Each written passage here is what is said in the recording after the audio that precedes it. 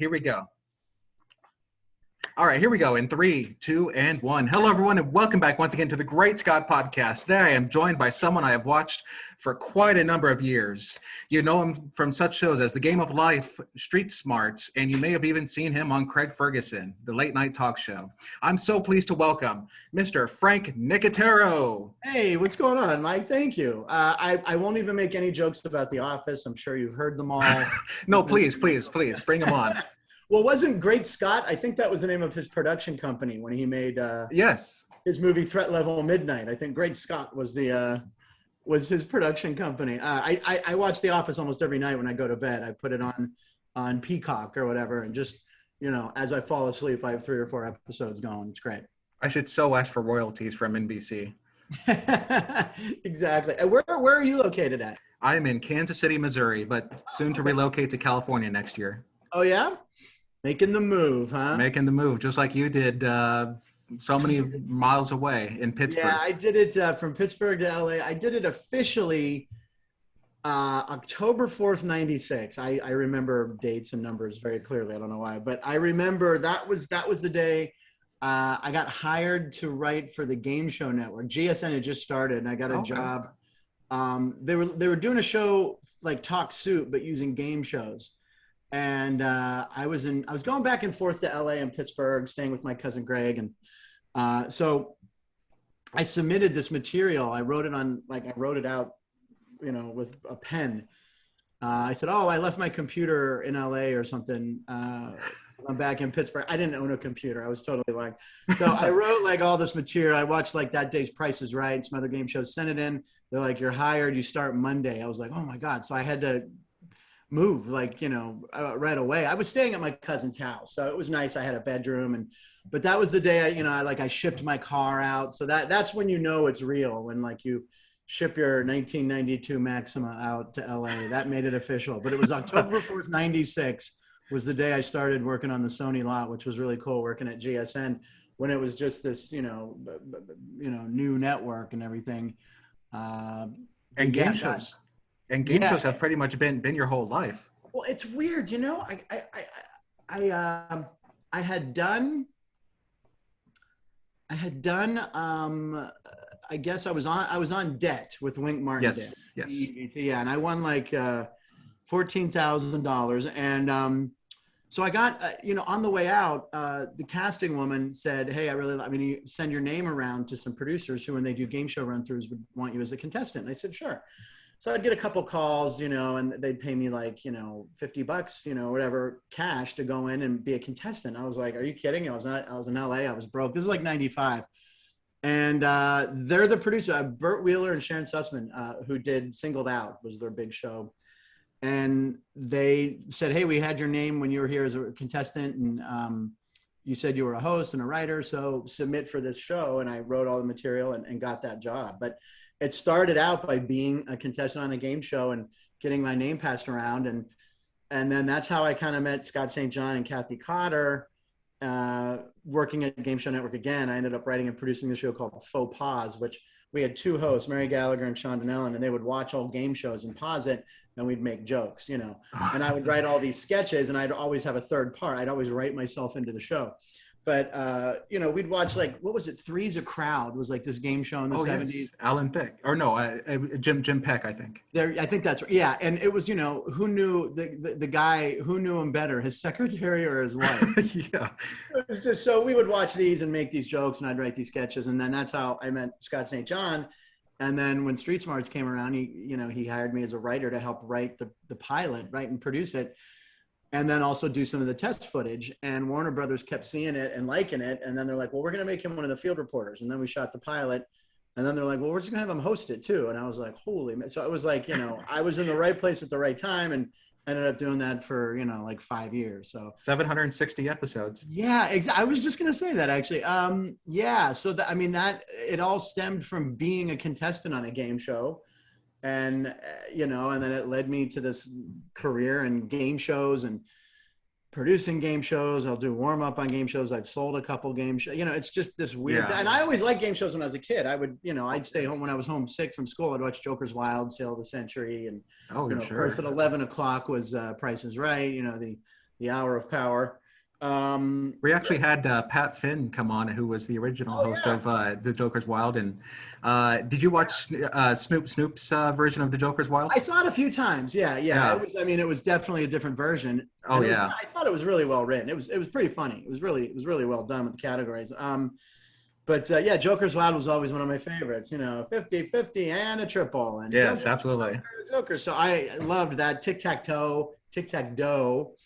So all the old game shows. So it is a weird thing. I mean, I'm a stand-up comic, obviously, but I got into this world of game shows somehow, and it's been great. I've hosted 20 or 30 pilots, and 3 or 4 of them have gone to shows. So it's just if you would have told me I would have been doing all these game shows, I would have been like, hey, that's cool. I mean, I always liked them. So it was just because people always ask me, hey, how did you get into hosting? And I kind of just told you the story. I was a contestant on a game show. My name got handed in and took advantage of a situation, but it's just weird how you end up places. But for me, the route with the whole game show thing is crazy. But one thing I do like about you, Frank, is the energy that you bring when you are hosting. I mean, you're a very loud, bombastic kind of guy, and it shows with Street Smarts, because I just love that energy. Thank you for saying that, by the way. It's very nice. It's just because, at the time when I got Street Smarts, I mean, game show hosts were still pretty much, your 3-piece suit guys. And, it was like, here's this regular guy. And if some of the old outfits, I look at a lot of the shirts they had me in all, it was the late 90s, early 2000s. So I was wearing bowling shirts. Yeah, you were dressed casually, like Chandler from Friends. So they we want you in those. Yeah, you can wear shorts, so it was like really casual and fun. And that was me. And people said, oh, you looked like you had a blast doing Street Smarts. And I was like, we did. I mean, we traveled.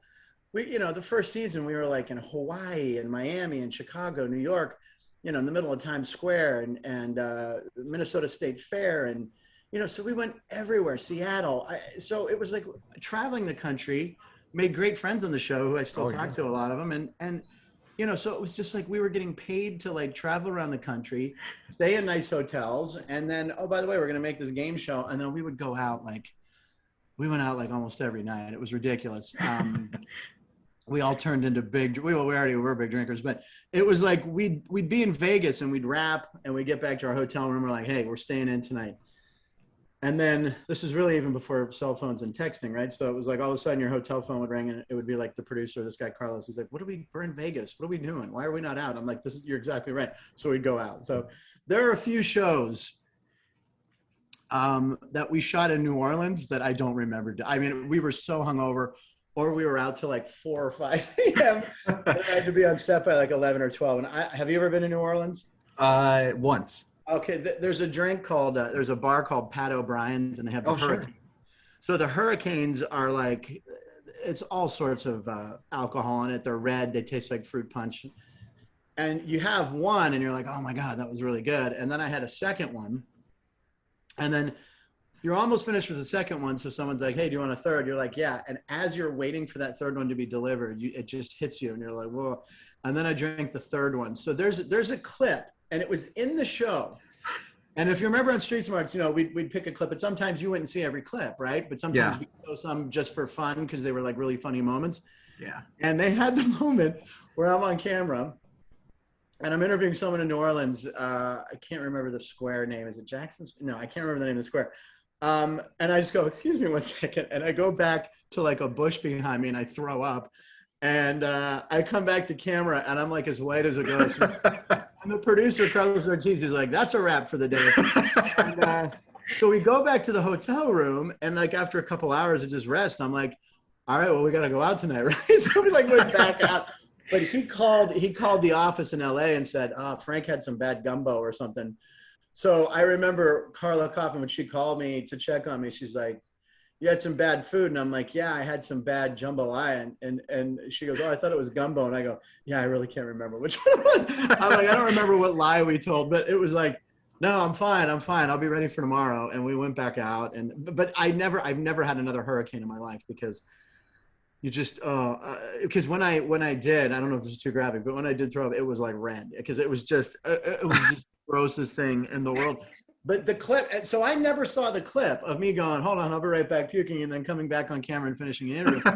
We never had time. Each show, we wouldn't be able to show it. And I never watched it like, off stage or something just to see. So I never saw that clip, but it's probably best. Yeah. Well, I'm going to look up that clip when this interview. Yeah, I don't know. There's a lot of episodes that are on YouTube. Not all of them. I know there's a good bunch out there, but I don't know. Just if it's me in New Orleans interviewing somebody and I look awful, that's pretty much the interview. It was probably like we'd do 7, 8, 9, or 10 a day, depending on how good the day was. Because we wouldn't there was like a testing, our recruiters would go out looking for people, and then our senior recruiter would go, okay, yeah, they're on. And we looked for personality mostly. And then, there was like 10 sample questions. And, when they were asked the questions, we wanted them to miss, 7 of them or 6. Yeah. So when they got up to me on the mat, each script was about 33 to 35 questions. And they all had like history, pop culture. There was like a formula to each script. So most people would miss, hopefully, I mean, ideally we wanted people to miss at least a third, so like maybe let's say 12 out of 36, just for editing purposes, right? But sometimes there'd be people who'd only miss 4 or 5 or 6, but they were like very good looking or really energetic. So we had to use them. So they might, we might show a wrong answer early in the show. So you're like, oh, and then, they might get a lot right. So there was a method to the madness on that show, but yeah. And I hear, and also I was reading how there might be a Street Smarts revival. We did a pilot. I guess it was with 2 years ago, with Jeff Foxworthy and myself. I went out and did all the field work, and then he shot the studio wraparounds in Atlanta. And I've never seen it. Warner Brothers is, actively, hopefully trying to sell it. And I shot all my stuff up at City Walk, Universal Studios up here. Oh, yeah. And it was so surreal to like have that mic cube again and look down. And, there's a couple clips, which I think they did use in the pilot, where I'm in the middle of an interview and someone goes, hey, I was on that show. And I turn and they're like, that's the guy.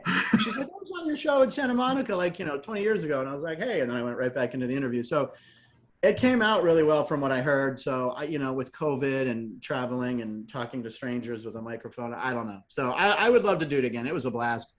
If it did happen again, just doing that pilot again, though, I guess it was late 2019, summer of 2019. So I don't know. So this is a two-year-old project then. Yeah, I mean, obviously, over a year, there's just nothing going on. Right. So, if something happened, I would love to do it. It was a blast. So it was a lot of fun. And plus, people, I still get people that will bump into me and go, "Oh my God, you're that Street Smarts guy," and it's like, yes, that's me. So, and I'm always flattered. They're like, that was the funniest show. I'm like, well, thank you. That's that's what you want to hear. Absolutely. So, well, and people will say, hey, I won money on your show. I'm like, did you get the check? Okay, good. Because one guy told me, I won money on your show and I never got the check. I'm like, not my department. Well, let's talk about your stand-up career. You actually got your start in Pittsburgh at a place called the Funny Bone. And and you sometimes do go back there. And so you got to then go on tour with all these famous comedians like Rob Schneider. Yeah, I got to be good friends with Rob way back in his SNL days. So I would go up and I'd hang out with him for the week. And it was a couple of the coolest weeks of my life. I remember the first time I went up, I think the first time Rosie O'Donnell was the host and he got me to be an extra in a sketch. So I got $225, it was I remember it was a check from NBC Productions. It was a cool thing. And it was the 10-to-1 sketch, the 12:50 a.m. sketch on SNL. So it's not one of the better ones, but they had people at a bar and I was sitting on a stool at a bar and I was on Rosie O'Donnell's show talking about Street Smarts. And she goes, I remember that sketch. I'm like, I know you don't remember me, but I was standing right behind you. And I think she had a picture of it or something, but yeah, so I worked with Rob and I opened for Sandler a couple times and, and then, when I was headlining on my own, I would do a lot of the Funny Bones and the improvs around the country. And that was great. I mean, I did that. I did the road for 10 years, pretty hard. And when you move to LA, you can get on stage, but you're not making any money really doing it. You're making $35. So it's ooh, $35. People think, oh, when you play the Laugh Factory in LA, oh, big money. I'm like, no, on weekends you get 75 and on weekdays you get 40, But that's, that's where you go to be seen and stuff. But yeah, I loved doing stand up. And, right before COVID, I got back in with the Funny Bone chain, and I had like 4 or 5 weeks booked, a couple in New York and one in Columbus. And I did Des Moines. I did Des Moines, Iowa, late February of last year. And I remember we were talking about, like, COVID was out there, but, we had no idea what it was going to become. Yeah. And that was the highlight of my 2020, was playing Des Moines, Iowa. So nothing against the fine people of Des Moines, but that was my highlight for 2020, was playing Des Moines, Iowa. So, these clubs are slowly opening back up, and, I'll get the dates back and get back out there. But absolutely. Well, I hope you come to Kansas City. You know what? It's funny because I know a guy who owns a club there, and there is an improv or a Funny Bone there, right? Is there? Yes. Yeah. So I know that was one of the clubs that we had talked to once, he wanted to get me back in rotation. So I have 3 or 4 people I know in Kansas City. They're always, on Facebook or Instagram, like, when do you come to Kansas City? So I would love to. Absolutely. I haven't been. I was in Kansas City. I think I did stand up there. God, I can't remember. Not God. Oh, that's Indianapolis. I can't even remember. Yeah. But I was there, like, in the 90s or something, a long time ago. So Stanford and Son? But yeah, that was it. Stanford's, is that what you said? Yeah, Stanford and Son. Stanford. Yeah. Or Stanford, yeah. Yeah. I think, like in like 89 or like 91 or something, I believe I was there. So it's been a while. I'm due every 30 years. Yeah. So whenever you come, step my calendar 30 years from then, and I'm gonna try to do 2022 and then 2052 when I'm in my 80s. It'll be great. I'll be Henny Youngman. It'll be awesome. And one other thing I did not, well, actually, let's talk about your time in high school, because that's kind of when stand-up started for you, and you were also a sports gambler. Yeah, I was a baseball player, and I played baseball all my life, like most kids, or most kids back then. A lot of Little League. Not a lot of kids playing Little League anymore, sadly. I was a baseball player. I made the high school team, and then I got cut. And the coach was like, well, you're too much of a clown. You're distracting the team on the, and I wasn't starting. So I was like, fine. But I remember I was crushed, right? I was like, I want to be a baseball player. So I was like, all right, I'm a clown, huh? I'm funny. And then I was like, all right, I'm going to get into stand-up. So I started when I was 19, right out of high school. But yeah, I did start gambling. I was like almost like an illegal bookie. I would take bets. I'd make like $5 or $10 a week, and this was huge money, So yeah, I remember I had like $100 in a dresser drawer at home, and I'd come to school with like, a $5 bill, and lunches were like $1, and like a piece of cake was 25 cents. So like at the end of lunch, I'd be like, with my boys, I'd be like, I got $1. Who wants cake? You want cake? You want cake? Get 4 cakes. Here's $1. I was a big shooter. But it's funny, and that's how this whole Crush House thing, which is the hat I'm wearing, I just realized. It's this gambling sports site. My manager called and said, hey, look, there's this show. They're looking for someone funny who knows sports and gambling. I'm like, are you kidding? I'm like, did I write this ad, So I sat down at my computer, and I recorded just like 2 minutes of me talking about gambling. I have a TV right here. And at the time I was watching a baseball game, and I had money on it. And I sent this video in, and it turns out the guy, Howard Lefkowitz, this guy, he actually was from Pittsburgh. I didn't know him, but it turns out. So I shoot it in front of these 2 Steeler jerseys, and I'm talking about Pittsburgh, and excuse me. And they called Susan back and said he's hired. So like within like an hour, the job was mine. And it was supposed to be, there was like 5 of us on the original podcast, right? It was this guy, Wayne Allen Root, who's the president of VegasWinners.com. And so after, it was like 5 or 6 of us all involved. We'd all talk a little bit. And after 2 weeks, they got rid of everybody except me and said, you're the host of the show. So I was like, they're like, you know what you're doing. They're like, and I was like, well, thank you. I have a lot of experience talking about sports gambling, and I'm being on camera. So we do it weekly now. And, for the whole NBA playoffs, we had myself and Sean Salisbury, who's a co-host who used to be on ESPN and has his own morning show. Yeah. And played for the Vikings. So he's a former NFL quarterback, and him and I, we have like the same, he's a little older than me, but we know like the same bizarre movie references and sports.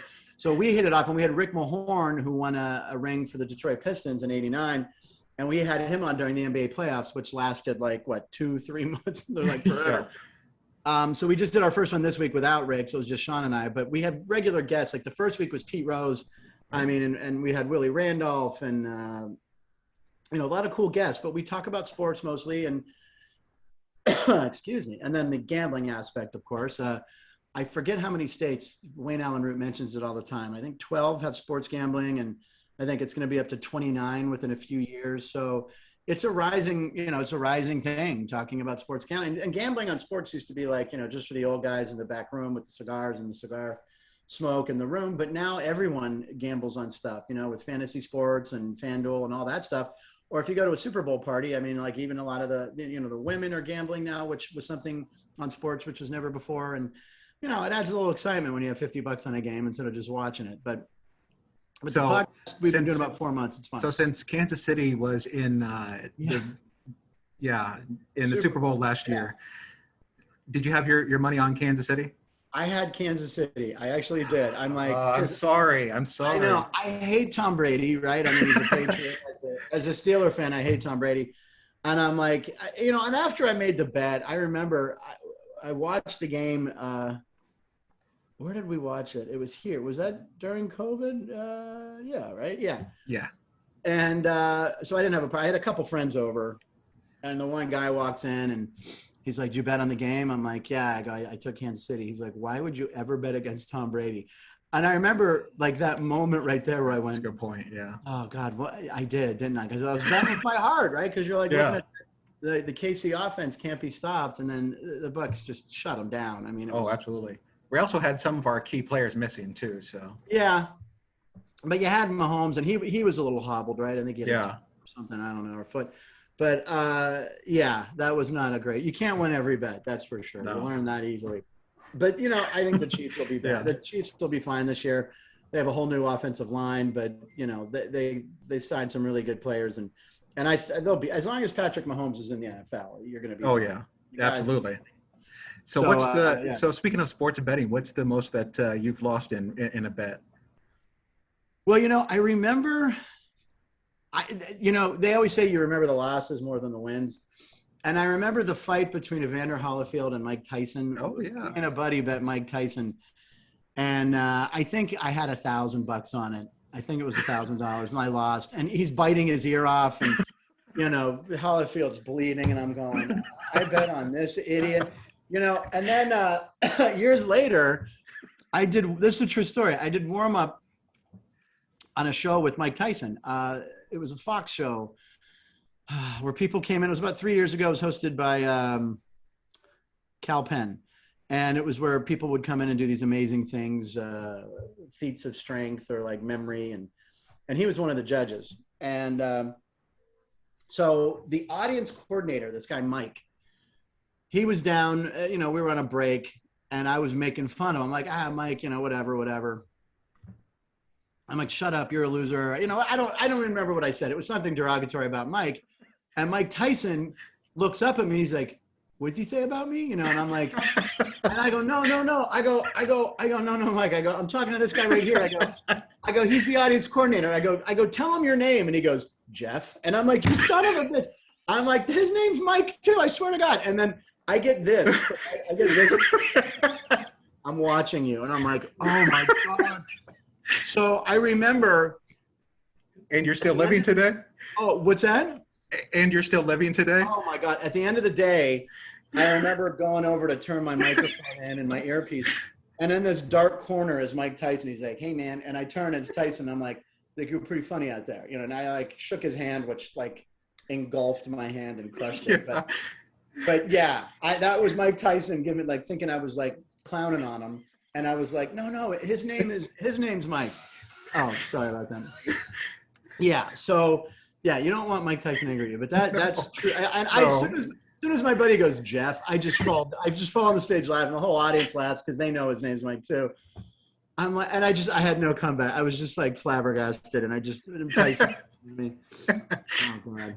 Now let's talk about your I think one of your more recent game shows, Pontoon Payday. Yeah, that was very street smartsy kind of a question or show. We shot that in Lake Havasu, Arizona for spring break. So it was a bunch of drunk kids, and it was fun. So I was on a boat, and we would ask them, I can't even remember, 3 or 4 questions. And then there were 2 coolers, a red and a blue one. And they could, that one of them had $1,000 in it or something. God, I can't even remember, but that was so much fun. So we were in Lake Havasu. So was that the $1,000 you lost? Yeah, That right. just- It was that. Yeah, exactly. It was, yeah. And we shot for like a month in Lake Havasu.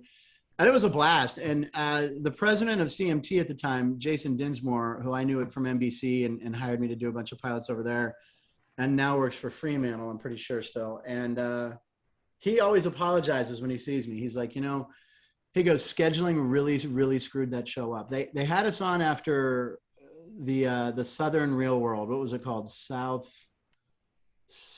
I don't know. It was like, it was like 5 country people living in a house. It was like Jersey Shore. And we were on, our premiere was right after that, and our ratings were great. Then they moved the show and put us like on Saturday. They just gave us bad time slots. Every time he goes, I don't know why. He goes, man, I had to fight with scheduling to find the territory for that show. And they would never give me a regular spot for it. So people couldn't find the show. And he always just apologized. He's like, man, he goes, that show should have ran for years. And I'm like, yes, I wish it would have. Yeah. But, it was so fun to do. But yeah, he always says, he goes, yep, they screwed that up. He goes, they had a great show and they messed it up. But it was a lot of fun. And that's where I worked for. Sally Ann Salsano was the executive producer who did Jersey Shore. And I ended up selling a game show with her to NBC that we developed for a year, and then it just fell apart. But back to the drawing board. So we'll see. Yeah, absolutely. Well, hopefully that Street Smarts revival will come about. That would be, that would be Yeah. super fun. I haven't, well, we really haven't checked in with them to see if they're, what they're actively trying to do, because, right now, I think the idea of traveling around the country and interviewing strangers on the street.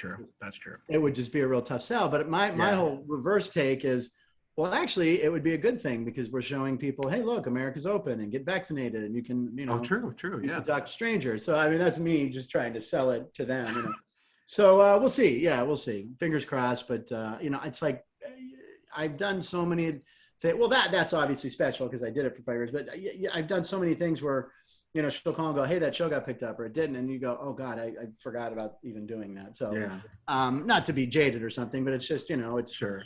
I've done so many, run-throughs and development for pilots. I just saw someone for Fox last month for this show with lottery balls, and it's a singing competition show and called Lotto Singer or something. So, but that's also when it's Fox, that's obviously where they'll probably end up. I hosted all the run-throughs and helped them sell Game of Talents, and then they bring Wayne Brady in, which, if you can get Wayne Brady, that's great. But they always dangle the carrot, like, hey, you're coming in, host these run-throughs, and we'll pay you. And yeah, you never know, maybe you get the show. And it's like, yeah. It's like I'm like a hired gun on a lot of these pilots. It's like, come in, I do the job, and then I leave, and I never expect to hear anything. And usually that's the case, sadly. But got to keep plugging away. It's always, my manager, you got to get in front of people. And I'm like, these people, I've been in front of these people for decades. They know me. Like, yeah.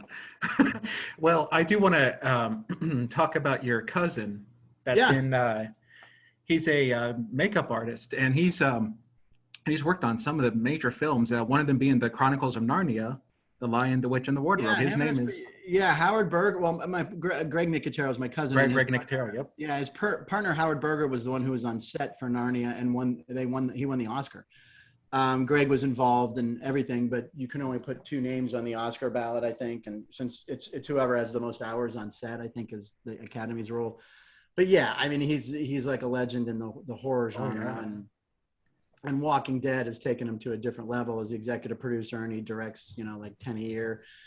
And then Creepshow, the old George Romero thing. So he got Creepshow, which airs on Shudder, Shudder, which is the AMC. I think you did an episode of Creepshow. I did an episode of Creepshow, which we shot during COVID. So I flew to Atlanta last September, and it came out for Christmas, because it's a Christmas episode.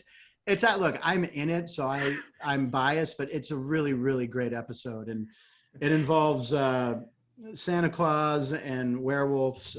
If you have Shudder, please, or you can do a free trial, get it. And my episode is called Shapeshifters Anonymous, and it was me and Adam Pally, who great funny guy from Happy Endings and a bunch of other movies, and Anna Camp, who everyone knows from the Pitch Perfect movies, and She was so sweet. So yeah, we shot it. I think we did 7 days on it, and it looks like a church basement because it's an anonymous meeting, like alcoholics, but we're all shapeshifters. So I was a wereboar, so I turned into a pig, and he turned into a werewolf. She turned into a were-cheetah, I think. I mean, it's silly. These are tongue-in-cheek, campy horror comic book kind of things. But that episode sounds like Twilight a bit. Yeah, right, exactly. Yes, except Yeah. for I didn't take my shirt off like Taylor Lautner all the time. But, no one wants to see that. But I think that you would have gotten the same response as Taylor. I think so, yes. Yeah. But it's a very funny episode. But yeah, so, and by the way, people are like, oh, your cousin directed it and wrote it, so you just put you in it. I'm like, oh, I told him, I said, look, I will audition. I put myself on, I self-tape myself, sent it to the casting people. They loved it, went to network. I got approved. And, he's like, you're going to have to go that route. And I'm like, I want to. I don't want to just be given it, And then I remember the first day we're sitting around, Adam Pally, Anna Camp, and the other cast members. And Greg comes over. He's like, this fucking asshole. Yeah, like, we're like, sorry, I don't know if I could swear on your podcast, but bleep that out. No, it's fine. It's fine. But we're like talking. He like comes over and he's like, talking trash on me or something. And Anna Camp's like looking like, oh my God, this is the director. He's going to be a nightmare. And Greg's like, oh, by the way, he's my little cousin, right? And they're like, oh, okay, now we get it. It's fine. Okay. They thought he was like this crazy director, just like heckling me as soon as he walks in. But yeah, it was a lot of fun. So, but I see he's in Atlanta most of the time doing Walking Dead's final season and Creep Show. So he comes to LA, like he was just back here for 4 or 5 days, and we were going to hook up. I actually live closer to him now because I moved from Studio City to Sherman Oaks.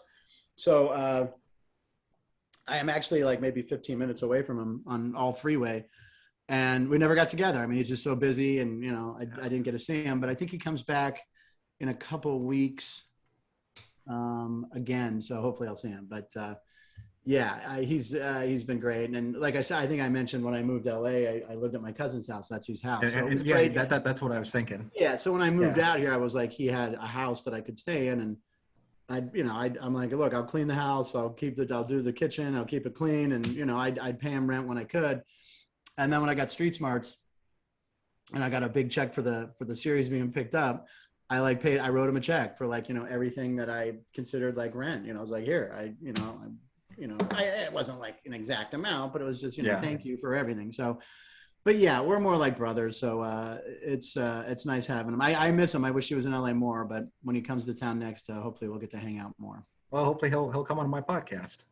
Yeah, I could talk to him about it for sure. I know he's very busy, but I will. Yeah. I bet. Yeah. Thank you so much. Yeah, I will. Remind me, text me or email me or something. And I have one more question for you, Frank. Since you do stand-up, do you ever get mistaken for Frank Caliendo at all? All the time. The name all the time. I mean, first of all, I get called Nick a lot. People go, hey, Nick. And my last name's Nicotero. Yeah. Oh, okay. I answer to it. It's fine, And then people will apologize. And I go, I'm like, this has happened my entire life. And I have been introduced on stage 3 or 4 times as Nick Francatero. It happened. I think the last time it happened was at the Long Beach Laugh Factory. The MC was someone who I didn't really know. And I think he was, sometimes guys write names down, sometimes they don't. And, you give him your intro right before you go on. And he went up there and I could see in his eyes as I'm walking towards the stage, I can tell that he's drawn a blank on the name. And he goes, Nick Francatero. And I get on stage and I'm like, it's actually Frank Nicotero. And I make a joke about it because I'm like, and I literally think I went, 4th time. I go, 4th time in my career that has happened. So I answer to anything. But, that and Dave Coulier is the one person I always got, people say, I look like Uncle Joey. Get out. Yeah. So about 10 years ago, we both got booked to do a charity thing in Baltimore, in Maryland, or Annapolis, whatever, in Maryland. And we worked together and like people's heads exploded. It was like, wait, what? And then I remember the next day we were both flying home and we were on the plane together and people just would walk on and go, wait, that's Uncle Joey and you're the Street Smarts, it was fun. And we look alike, so like, maybe, are you guys really brothers? We're like, no. But yeah, so Frank Caliendo, but the name, I think when you hear Frank, people say Frank Caliendo. And then I might have even been introduced once on stage as Frank Caliendo. And then I get up there and do some bad bit about, trying to do impressions and I can't. Oh, yeah. That guy's the best. I mean, his voice is, and he does a lot of sports guys. Oh, yeah. He's so fun to watch, man. I mean, as far as impersonators, man, he's the best. I was gonna say, yeah, he's a big sports guy himself. Yeah, Yeah, I mean, he was on the Fox the Fox for the program. Yeah, show, and his stuff is always really funny, and he just nails these impressions of like Jim Rome and Jimmy Johnson, and of course John Madden. He does, and Bradshaw too, Terry Bradshaw. Right there. Yeah, yeah. Yeah, he's great. But yeah, the name confusion has happened. Well, I was curious, but anyways, Frank, thank you so much for coming on to the podcast. You're very kind for coming on. Yeah. Hey, listen, sorry I couldn't do it yesterday. I mean, I've seen some of the names you've had on, and you've been doing. How many podcasts have you done now? Oh goodness, close to 300 maybe. Oh my God, that's great. Yeah, and remind me when it's up. I'll put a link on my social media. Oh, thank you, buddy. Try to get some eyes on it from my Facebook and Instagram people. But yeah, I never say no to anything that I can help promote. Crush House, which by the way, crushhouse.com. Oh yeah, Crush House. Yep. Please check that out. Every Friday we do a new show, and it's up by Friday night. So who's the guest for this next Friday? What's that? So who's the next guest for Friday? You know what? They tell me on Thursdays, so I don't know. Okay, yet. Gotcha. They scramble all week, and then they go, "Here's the guest." So I don't know. It's always exciting for me though to get that email. Yeah, check it out if you can. It's a new show, but I'm at Frank Nicotero on all social media. Hit me up. I'm at Frank Nicotero on Words with Friends. So if you ever want to play Words with Friends, that's my. Oh, you do Words with Friends. Okay. It's my favorite thing. It's what helps me relax and calm down. And if I'm killing time in the line at the DMV, I'll play that. It's like because it's the first time of my day where I'm not on a clock. I always feel like all day it's hustle, rustle, So I know a lot of people play games where there's like a countdown clock or you got to do it fast. I'm like, no, I like I like taking my time. So it's really without Words with Friends, I think I'd go nuts. Which let me look right now how many games I have. 20 active games right now. So oh my. I play anybody, but So if you want to find me there, but yeah, no, I appreciate you having me on. And, look, I was flattered when, Susan reached out to me and said, "Hey, this guy wants you to do his podcast." I'm like, "Hey, if he knows who I am and he's a fan, I'd love to do it." Absolutely. So, absolutely. Oh, absolutely. Well, you're very kind, sir. And Crush House, I want to give that one more plug. Yeah, please do. Check it out. It's a lot of fun. It's a lot of just sports talk and gambling, but Sean and I are very funny together. So check it out. Absolutely. Well, anything you do is funny. Oh, thanks, man. I appreciate it. All right. Well, Nick Francatero, everybody. 5 times. 5 times. Thank you, buddy. Thank you, man. Take care.